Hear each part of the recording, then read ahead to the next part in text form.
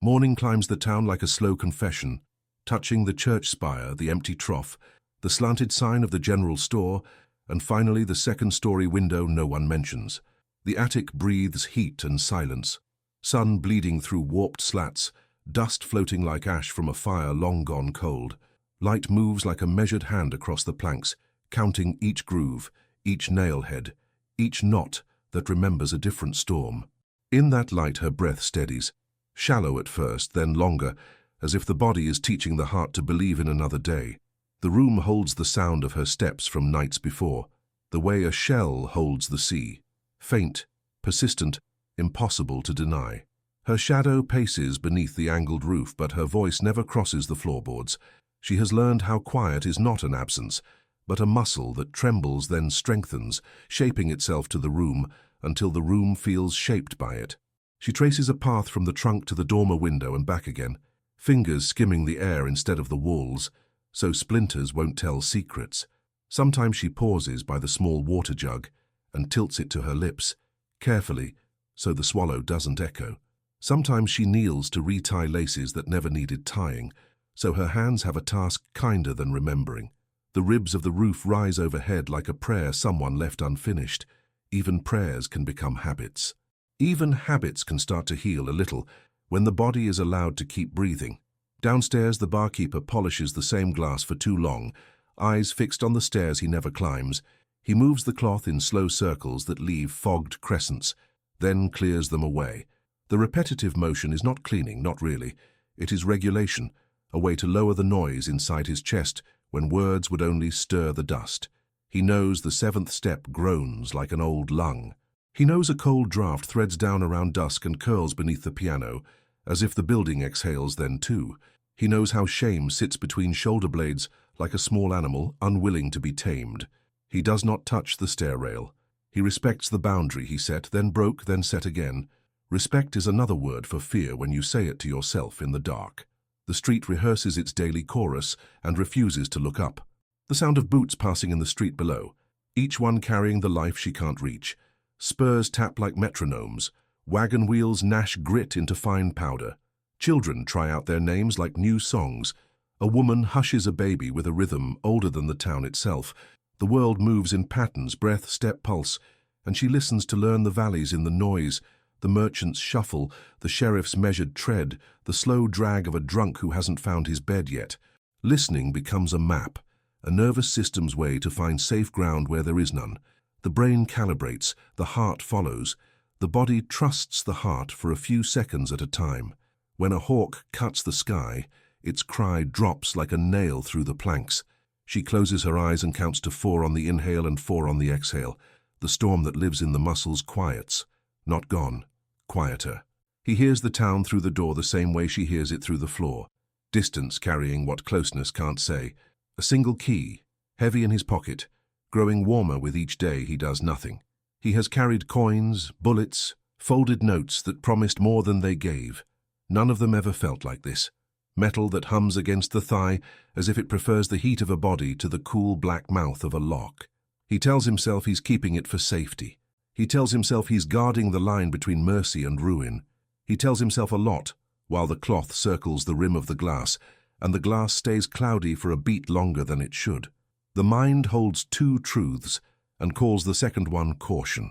The body knows the difference and lives with it anyway. Heat gathers even before noon. The attic's air grows thick enough to taste, varnish and old sweat, the ghost of spilled whiskey, the faint sweetness of bread he left outside the door at dawn. She moves slower when the light shifts into the sharp wedge that stings her eyes. The floor remembers every step. She learns which boards don't complain. There is a trap door with iron hinges. There is a chair pushed beneath the dormer. There is a trunk with a broken latch, its lid shut tight by habit alone. None of these things are enemies. None of them are friends. They are weather passing through a life. The body maps them, gives each a name. Hunger, thirst, weight. And the names become smaller each day, like stones wear down under a river's hand. At the bar, he sets the same glass beside 5 others, not in a row but in a small constellation that means order to him and nothing to anyone else. His hands are steady when he stacks the clean plates and less steady when he folds the towel. When a customer asks for rye, He pours it without looking, because looking means catching his reflection in the mirror behind the bottles, and the mirror has his father's eyes, kind when they didn't need to be, hard when they thought they must. He is older than his father was when he left. He is younger than he feels by sundown. He keeps the lamps trimmed low to save oil, but also because bright things demand truth. A man can live a long time by saving what shouldn't be saved and spending what he shouldn't spend. He has learned this with interest. By mid-afternoon, the town settles into its hush. Flies worry the screen. Cards slap the table in the corner with the indifference of men who lost bigger things elsewhere. He listens for footsteps on the stairs that never come. She listens for the small scraping sound that means he set a plate down near the door. Each listening is a promise made to the self. I will notice the world so it can't surprise me again. This is how the mind keeps the body from breaking. Predictions stitching a thin net where a flaw should be. Sometimes it works, sometimes it doesn't. Today it works enough that she sits briefly and lets the chair take her weight. A cloud passes, and the light inside the attic cools by a breath. She stands and goes to the window and doesn't touch it. The pane is gritty with months of wind. Her finger would write a sentence there if it tried. She does not try. She watches a dust devil dance down the side street and fray itself to nothing. The way it appears, gathers, whirls, and vanishes feels like a page in a book she's read too many times. She wonders about the people who pass below and never look up. She imagines they are good and tired and trying. She imagines she is one of them, crossing the plank bridge over the arroyo, tipping her hat, buying thread. In imagination, the door is open, and has always been open. Imagining is not lying. It is practicing a different end to the same day. Practice has its own kind of truth. Late day slides along the bar top like spilled honey. He closes his hand around the key and doesn't take it out. The weight steadies him, or it keeps him heavy. It's hard to tell which is help and which is harm when both make you breathe slower. He looks up at the stairs and forces his eyes down to the counter again, the way men train horses to lower their heads so a halter can slip on softly. He knows where the creaks live. He knows where the silence deepens. He knows the door at the top would open if he asked it to. He does not ask. Naming a thing is power. Not naming is also power. Between the two, a life can go missing. Evening gathers as if cupped in two hands. Lamps bloom one by one in windows along the street, small suns that teach the dark how to behave. He bows his head to strike a match. The sulphur burns a brief road through the air. Above, a moth carves a slow circle in the attic, and then rests near the beam, its wings like closed palms. She watches its small body hold still and copies the motion, allows stillness to be chosen, not imposed. Calm is a practice, not a personality. She learns that too, the way a scar learns the weather ahead of time and says nothing.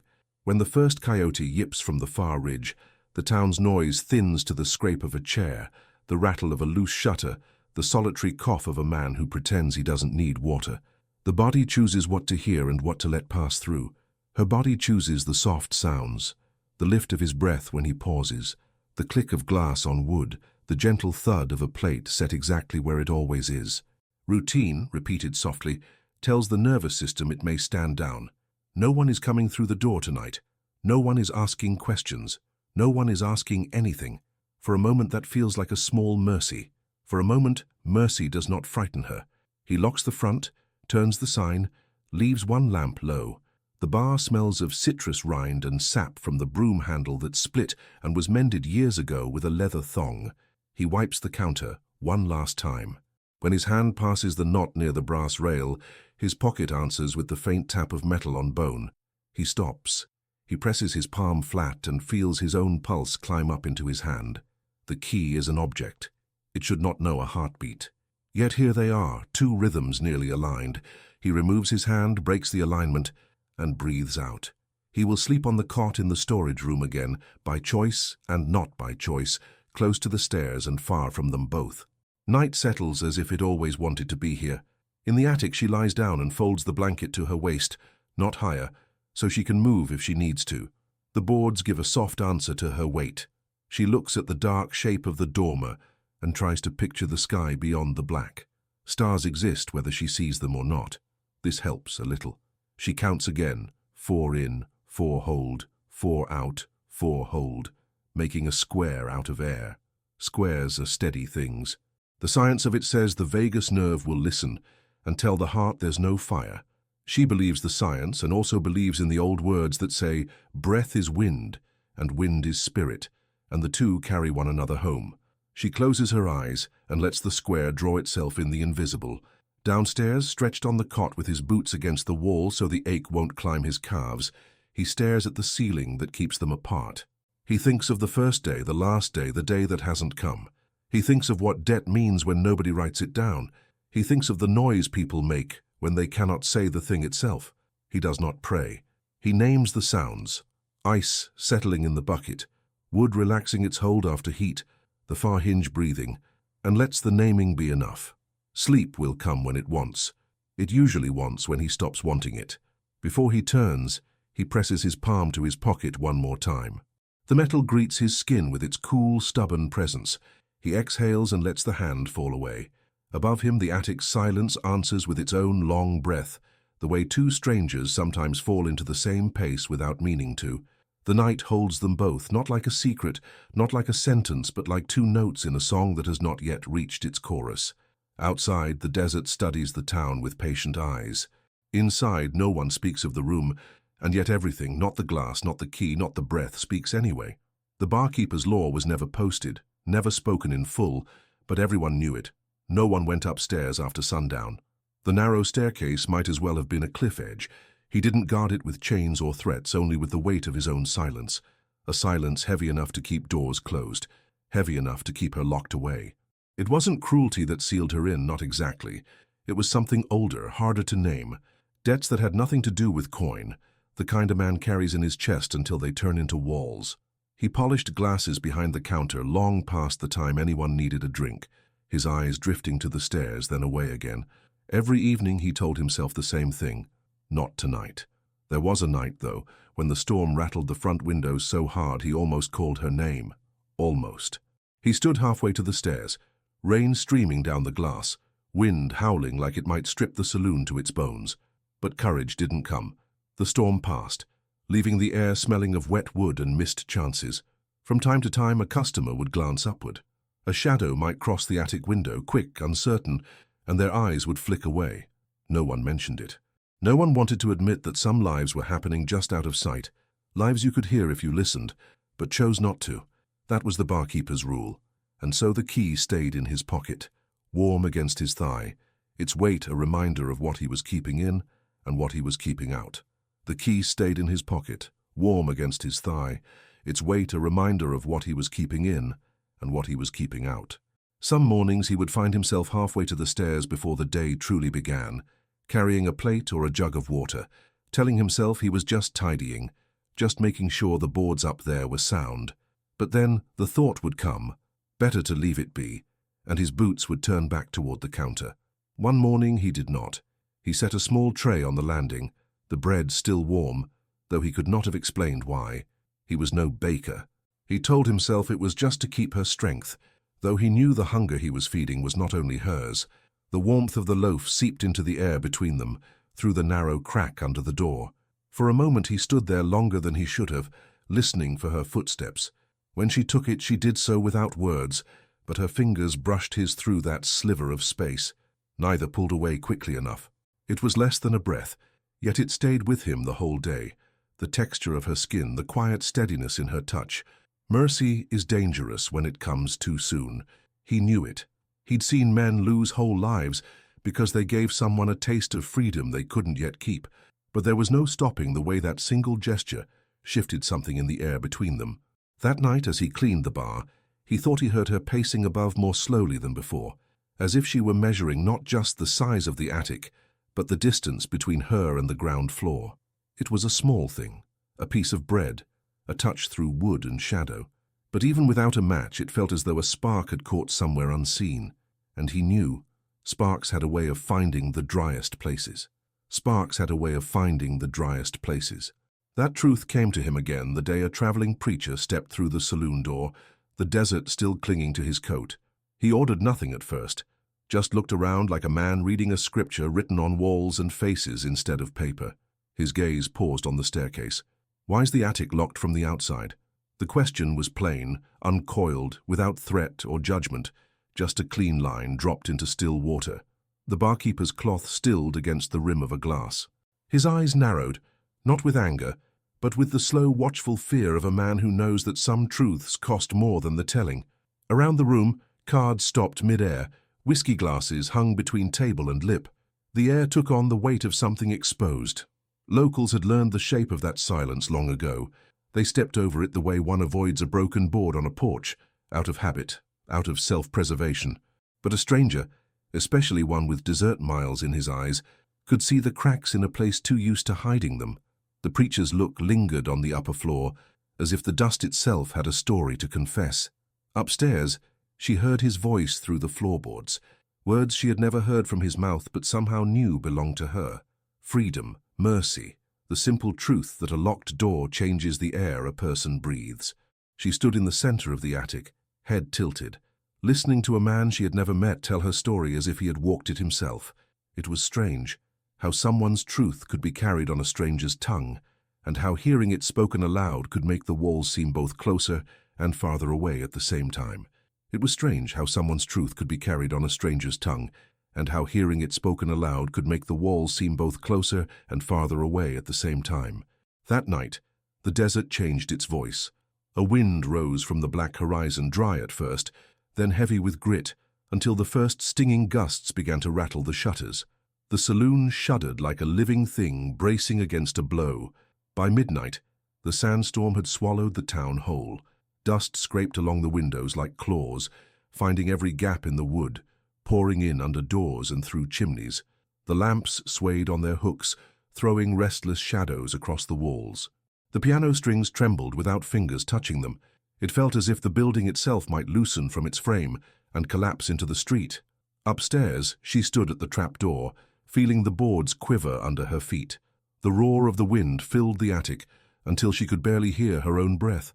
Then she pounded on the door, not for rescue, but for him, for the man who stayed downstairs when everyone else ran for cover. She imagined the roof caving in, the walls folding, burying them both under splinters and sand. Her hands burned with the force of her knocking.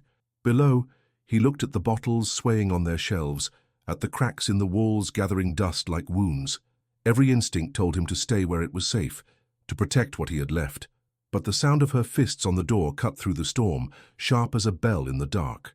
It was not fear for himself that made him move. It was the weight of knowing that no one else would stand outside that door for her. So he went. The stairs groaned, each step a choice. At the top, he didn't open the door. He just stood there, hat brim low against the flying grit that seeped through the seams, the key still in his pocket. And in the howl of the storm, he stayed, unmoving, present. A man keeping watch not over his saloon, but over the life hidden above it, unmoving, present. A man keeping watch not over his saloon, but over the life hidden above it. When morning came, the storm had passed, leaving the streets buried in drifts of sand and the air carrying that hollow stillness that follows a night of fury. He descended the stairs with the same slow care he had climbed them, not because he feared they'd break, but because something in him felt altered, like a knot pulled tight for years had loosened just enough to shift. That day he moved through the saloon with fewer glances toward the ceiling, but each time he did, his hand brushed the outline of the key in his pocket. By nightfall, after the chairs were stacked and the lamps trimmed low, he stood at the foot of the stairs again. No storm this time, no preacher, no reason except the one that had been growing inside him since the first tray of bread. He climbed without sound. On the top step, he set the key down, not handed to her, not pushed through the crack, just placed where she could reach it if she chose. Then he turned and walked away without waiting. Upstairs, she stared at the glint of metal in the lamplight seeping through the floorboards. Freedom, sitting within arm's length, was as heavy as the lock that had kept her in. Her hand hovered over it, pulled back, hovered again. A door could open, but what waited beyond could be just as uncertain as what she already knew. When she finally took it, the metal was cool, as if it had been waiting for her touch. The sound of the latch turning was softer than she imagined, almost like a breath being released. And then, footsteps, slow, deliberate, meeting the saloon floor after months of absence. She didn't speak. He didn't look up from behind the counter, yet something in the room shifted, the air drawing itself into a calmer shape. Sometimes a man can free someone without looking them in the eye. Sometimes that is the only way. Sometimes that is the only way. The morning after, she stepped out into the street, the sun already high, its heat wrapping the town in a slow, heavy silence. No one asked where she had been. No one looked long enough to invite an answer. Faces turned toward shop windows, toward the dust at their feet, toward anything but her eyes. It was as if her absence had never been noted, and her return carried no weight worth naming. Yet in the air was the quiet knowledge that everyone knew. They had seen the shadow in the attic window, heard the faint footsteps where no one was meant to walk. They had trained themselves to ignore it, the way a man ignores the ache in a tooth he cannot afford to have pulled. Pretending not to see had cost them nothing in coin, but it had carved something smaller into their posture, into the way they carried themselves down the single main street. She walked without hurry, her back straight, each step deliberate. It was not pride, not defiance, but an unwillingness to fold herself back into the shape they had left her in. She passed the blacksmith, the post office, the row of hitching posts where the horses shifted in the sun. Each person who glanced her way looked off again almost immediately, as though meeting her gaze might demand they reckon with their own part in her silence. At the saloon door she paused. Inside he was polishing a glass, same as always. Their eyes met only once, and in that single exchange they spoke more than a dozen conversations could hold. There was no thank you, no apology, no questions, just the shared weight of a truth they would both carry, each in their own way. In that town, silence could be both weapon and shield. The law was not written on paper, but passed in whispers, in the things people chose not to say. Some debts were never recorded, but they were paid all the same. Paid in glances, in small acts, in the understanding that not every story needed to be told aloud to remain true. Paid in glances, in small acts, in the understanding that not every story needed to be told aloud to remain true. Weeks later, the attic door still hung open, the hinges quiet now. No lock to break the air, yet no one crossed its threshold. The room stayed untouched, as though stepping inside might summon back the heat and silence it once held. The key lay where he had left it, on the top step, a thin film of dust softening its edges. It had not been claimed, not hidden away, just left in the open, a small monument to a choice no one cared to name. Every night when he closed the saloon, his eyes would drift toward it, not to take it back, but to make sure it was still there, still keeping its quiet vigil. He moved slower now, not from age but from the lightness that comes when a man sets down something he has carried too long. Tasks that once felt urgent became measured. He polished fewer glasses. He spoke less to strangers. He stood in doorways longer, watching the wind move through the street, as if it were turning the page of a story he didn't need to finish. She could often be found on the back porch at sundown, her chair angled toward the far horizon. The light would catch her hair in copper strands, the kind of light that seems to hold time still for a breath. Sometimes she leaned forward, as though expecting a train to crest the distant ridge. Sometimes she simply sat, hands still in her lap, letting the day close around her without hurry. The town never asked her where she had gone, and she never told them. Yet the open attic, the dust on the quay, and the way the barkeeper's gaze followed the sun west each evening, these were the markers of something that had changed. And perhaps that was enough, for in the quiet between them, the question lingered like the last glow before night. Had the attic been the prison, or had it always been the saloon itself?